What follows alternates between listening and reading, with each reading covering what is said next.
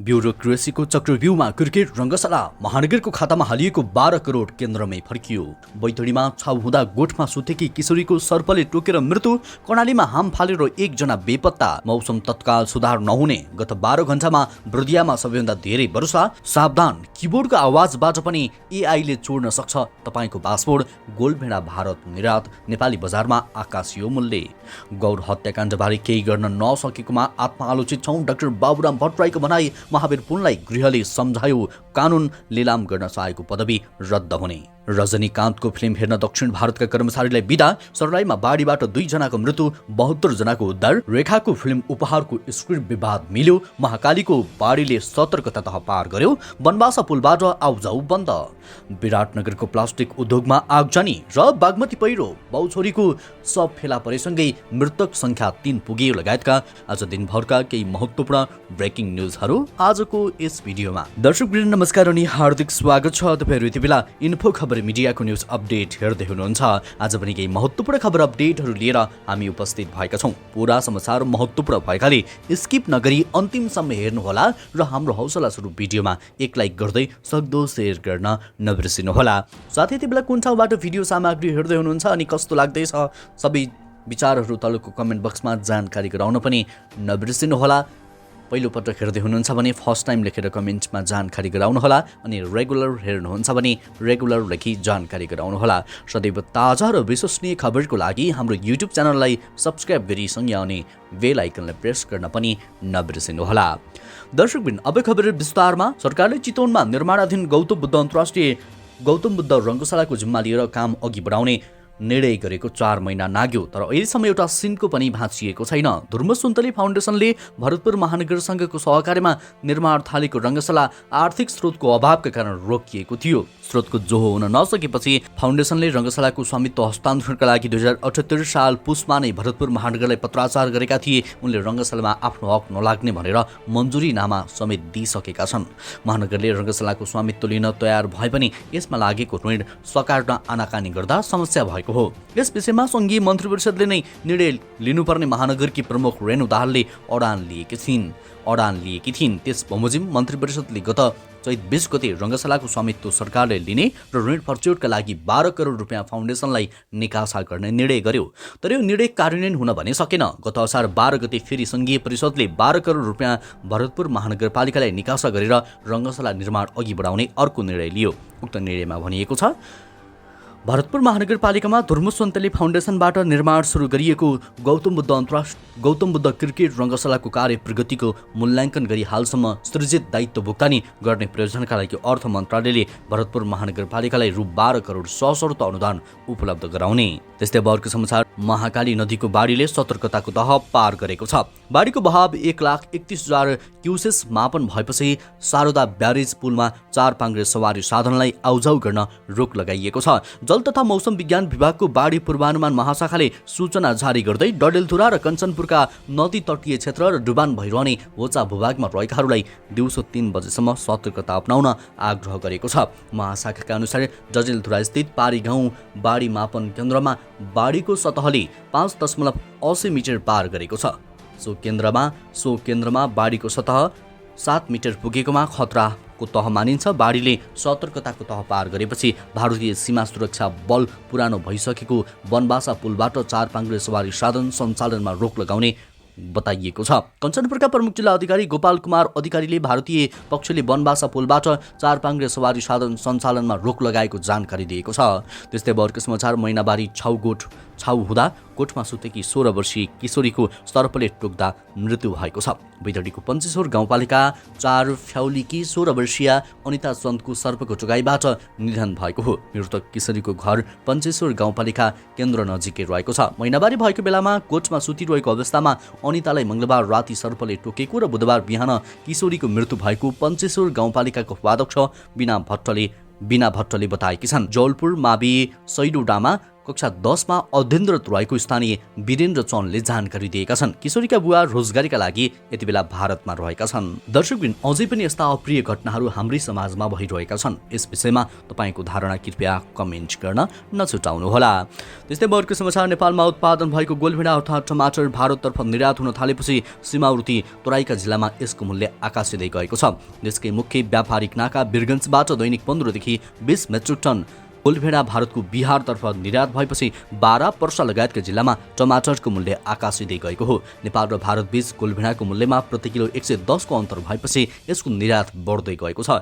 नेपालको खुद्रा बजारमा 130 रुपियाँ प्रति किलो बिक्री भइरहेको गोलभेडा भारतमा प्रति किलो 240 रुपियाँमा बिक्री हुने गरेको व्यापारीहरूले बताए।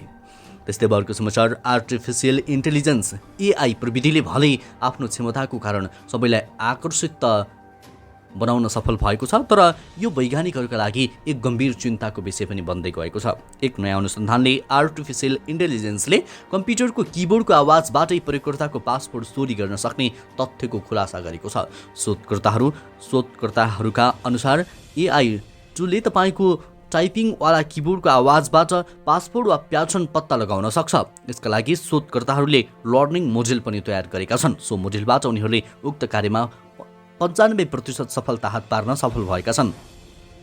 ब्लिपिङ कम्प्युटरले सार्वजनिक गरेको रिपोर्ट अनुसार ब्रिटिस विश्वविद्यालयका शोधकर्ताहरूले ल्यापटप वा पर्सनल कम्प्युटरको माइक्रोफोनबाट की स्ट्रोक्स अर्थात् कीबोर्ड थिचेको आवाज बुझ्नका लागि ध्वनि पहिचान गर्न सक्ने AI मोडेल तयार पारे। यस्तै अर्को समाचार, अविरल वर्षाले कैलालीको भजनी नगरपालिकामा जलमग्न भएको छ। बाढीको उच्च जोखिममा रहँदै आएको यो नगरपालिका जलमग्न हुँदा नगरवासी प्रभावित भएका छन्। नगरपालिकाका पुरै नगरपालिकावासी बाढीबाट प्रभावित भएको जनाइएको छ। हालसम्म 1000 बढी घरधुरी प्रभावित भएको र पीडितहरूलाई सुरक्षित स्थानमा सार्ने काम भइरहेको बताए। पीडितहरूलाई हुलाकी राजमार्गका साथै अन्य सुरक्षित स्थानमा पाल टाँगेर राखिएको छ। प्रभावितहरूको तथ्याङ्क लिएपछि राहतको काम अघि बढाउने बताइएको छ। मोहना नदीको बाढी नगरपालिकाभित्रका कन्द्रा, काँडा, पथरैया लगायतका बस्तीमा पसेको छ। त्यस्तै अर्को समाचार, रजनीकान्तको फिल्मलाई लिएर जेलर अगस्त 10 मा रिलिज हुन लागेको छ। यो अवसरमा चेन्नई र बेङ्गलोरका कार्यालयहरूले आफ्ना कर्मचारीहरूलाई एउटा गजबको उपहार दिएका छन्। समाचार अनुसार चेन्नई र बेङ्गलोरका सबै कार्यालयहरूले 10 अगस्तमा बिदा दिएका छन्। यति मात्र होइन, धेरै कार्यालयका कर्मचारीहरूलाई जेलर टिकट पनि निःशुल्क दिइएको छ। रजनीकान्त 2 वर्षपछि पर्दामा धमाकेदार इन्ट्री गर्दैछन्। फिल्म जेलरमा उनी फुल एक्सन मोडमा देखिनेछन्। थलाइवाको यो एक्सन प्याक फिल्म हेर्न चेन्नई र बेङ्गलोरका धेरै अफिसमा कर्मचारीलाई बिदा दिइएको छ। आउँदै गरेको फिल्म जेलर रजनीकान्तको 169औं फिल्म हो। यही कारणले गर्दा फिल्मको नाम पहिले थलाइवा 169 राखिएको थियो, पछि फिल्मको नाम बदलेर जेलर राखियो। त्यस्तै अर्को समाचार, सर्लाहीमा भारी वर्षाका कारण खोलामा आएको बाढीले बगाउँदा 2 जनाको ज्यान गएको छ। मंगलबार साँझ बाढीमा फँसेका 72 जनाको उद्धार गरिएको बताइएको छ।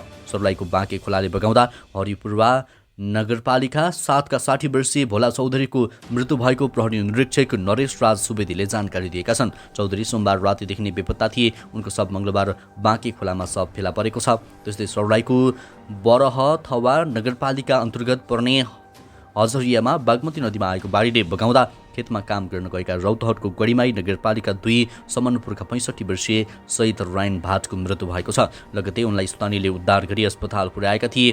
चिकित्सकले उनको मृत घोषणा गरेका थिए। बागमतीको बाढीले समनपुर घाटमा सर्लाहीतर्फको सडक बगाएको छ।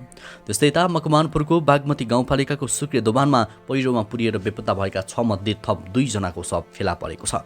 मंगलबार बिहान गएको पहिरोका कारण 2 घरका 6 जना बेपत्ता भएका थिए। आज बिहान बाबु छोरीको शव फेला परेसँगै मृत्यु हुनेको संख्या 3 पुगेको हो। आज 60 वर्षीय अकलबहादुर स्याङताङ र उनकी 22 वर्षीय छोरी शिला पहरीको शव घरभन्दा 10 किलोमिटर पर फेला पारेको हो। पहिरोले पुरिएको मध्ये 1 जनालाई उद्धार गरेर अस्पताल लगिए पनि उनको बाटोमा मृत्यु भएको थियो। पहिरोले पुरिएर हराइरहेका सिन्धोली हरिहरपुर गाउँपालिका 1 कोकरेखा अन्दाजी 17 वर्षीय पासाङ घिसिङको सकुशल उद्धार गरी उपचारको लागि हेटौडा पठाइएको छ।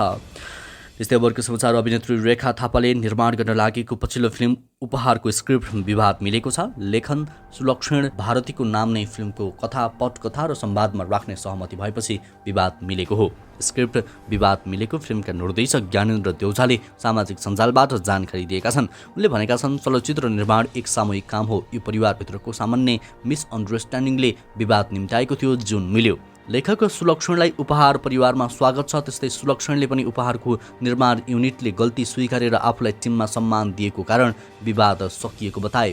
के थियो विवाद? फिल्म उपहारको कथालाई लिएर सुलक्षण भारतीले सामाजिक सञ्जालमा आफ्नो कथामा बिना अनुमति अर्कै लेखकबाट पटकथा तयार गरेर फिल्म निर्माण हुन लागेको भन्दै आपत्ति जनाएका थिए।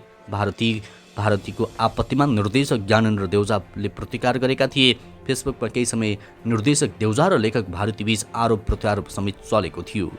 त्यस्तै अर्को समाचार, विराटनगर महानगरपालिका 14 मा रहेको MM प्लास्टिक उद्योगमा आगलागी भएको छ। बुधबार बिहानको राति करिब 1 बजे आगलागी भएको हो। आगलागीका कारण करिब 3 करोड बराबरको क्षति भएको प्रहरीले जनाएको छ। प्लास्टिकका सामग्री उत्पादन गर्दै आएको उद्योगको 3 तले भवनको भुइँतलामा रहेको UPS रुममा आगलागी भएको प्रहरीले जनाएको छ। आगलागीका कारण उपकरणहरू जलेका छन्। मोरङ प्रहरी प्रमुख SP दीपक पोखरेलले इन्भर्टरको ब्याट्री सर्ट भएर आगलागी भएको प्रारम्भिक अनुसन्धानबाट खुलेको बताए। नेपाल प्रहरी विराटनगर महानगरपालिकाबाट गएका 2वटा दमकलले करिब 2 घण्टापछि आगो नियन्त्रणमा लिएका थिए। ब्याट्री पड्किएर आगलागी हुँदा 3 करोड बराबरको क्षति समेत भएको छ। साउथ सिनेमालाई ठूलो धक्का लागेको छ। साउथ सिनेमा उद्योगका चर्चित निर्देशक सिद्दिकीले 63 वर्षको उमेरमा संसारबाट विदा भएका छन्। निर्देशक सिद्दिकीले अगस्त 8 गते अस्पतालमा अन्तिम सास लिए। उनको हृदयघातका कारण निधन भएको हो। सिद्दिकीले सलमान खानको हिन्दी फिल्म बडीगार्ड निर्देशन गरेका थिए। रिपोर्टका अनुसार सिद्दिकीलाई सोमबार हृदयघातका कारण हतार कोचीको अस्पताल भर्ना गरिएको थियो, तर अस्पताल पुग्दासम्म उनको अवस्था निकै गम्भीर भइसकेको थियो। सोही क्रममा अस्पतालका निर्देशकहरूले सिद्दिकीलाई बचाउन हरसम्भव प्रयास गरे पनि उनलाई बचाउन भने सकेनन्। जानकारीका अनुसार सिद्दिकीको पार्थिव शरीर बिहान 9 बजेदेखि 11:30 बजेसम्म कादोन थरा स्थित राजीव गान्धी इन्डोर स्टेडियममा राखिनेछ। त्यसपछि उनको पार्थिव शरीर श्रद्धाञ्जलीका लागि घरमा राखिनेछ। त्यसपछि बुधबार साँझ 6 बजे सिद्दिकीको दाह संस्कार गरिनेछ।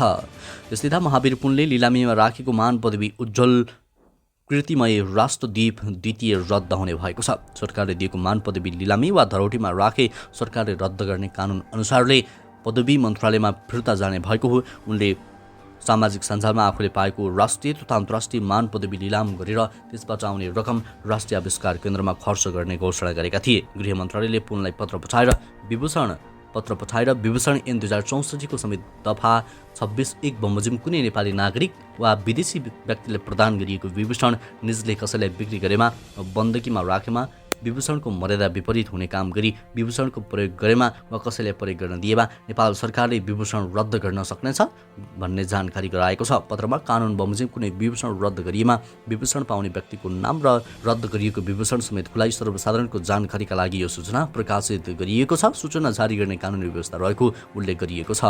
जस्तै नेपाल समाजवादी पार्टीका अध्यक्ष एवं पूर्व प्रधानमन्त्री डाक्टर बाबुराम भट्टराईले चाहेर पनि गौर हत्याकाण्डबारे केही गर्न नसकेको बताएका छन्। ट्विट गर्दै उनले भनेका छन्, शान्ति प्रक्रिया र संविधान निर्माणको विशिष्ट कालखण्डमा हामीले चाहेर पनि यसबारे केही गर्न नसकेकोमा आत्मालोचित छौँ। बुधबार सरकार र गौर हत्याकाण्ड पीडित सङ्घर्ष समितिबीच 27 जनाको ज्यान जाने गरी 17 वर्ष अघि भएको हत्याकाण्डको अनुसन्धान गरी दोषीलाई कारवाही गर्ने सहमति भएको छ। यस सहमतिप्रति लक्षित गर्दै डाक्टर भट्टराईले लेखेका छन्, गौर हत्याकाण्डको आन्तरिक र बाह्य जरो नखोतलिकन र सत्ताको अङ्कगणितभन्दा माथि नउठिकन यसबारे पीडित आन्दोलनकारीहरूलाई पटक पटक फुस्रा आश्वासन दिनुको कुनै अर्थ हुन्न। गौर हत्याकाण्ड राज्य विरुद्धको विद्रोहको क्रममा घटेको घटना नभएको पनि उनले बताएका छन्। यसका कारण मंगलबार बिहानदेखि नै काठमाडौँ उपत्यकाका विभिन्न क्षेत्र डुबानमा परे। सोमबार रातिदेखि परेको अविरल वर्षाका कारण यहाँका विभिन्न क्षेत्र डुबानमा पर्नुका साथै जताततै जलमग्न भयो। बढ्दो शहरीकरणसँगै अव्यवस्थित बसोबासका कारण डुबान बढेको विज्ञहरूको बुझाइरहेको छ।